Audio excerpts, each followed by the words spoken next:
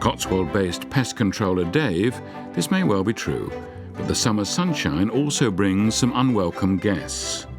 Today, he's starting his weekly tour of the Cotswold Wildlife Park. And there's no escaping the yellow peril. We're in the feed shed at the back of the camel enclosure, and we've got this wasp nest, and just over there is where they sell the ice creams, etc. So later on in the year, the wasp will start going after the sweeter stuff and the kids.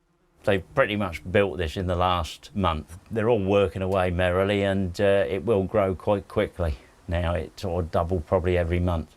As ever, Dave has great respect for the wasps' home-building abilities, and also the way they run their lives. It's a cracking piece of work, taking the wood fibres from the old construction material there, and then they'll build it up in layers, which is why it's kind of streaky. As time goes on, they change their jobs. The younger ones will be in the nest, keeping the nest clean, and then as they age, they'll turn into foragers. They do get a promotion of a fashion sergeant if they think of it that way.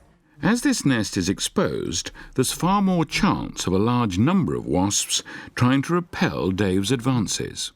I shall use a spray on this one, which will knock them down real quick. All of a sudden, you've got 50 wasps coming out, and they're going to be looking for someone to have a go at.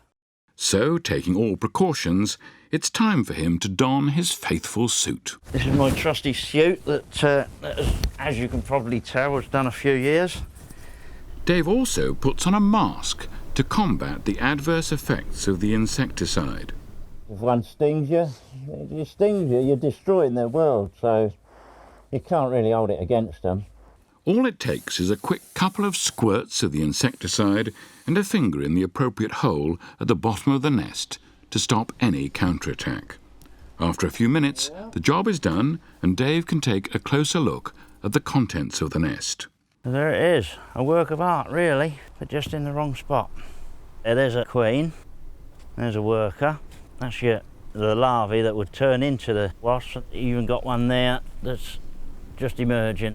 It's very well insulated, and that's why they tend to last until October, November time.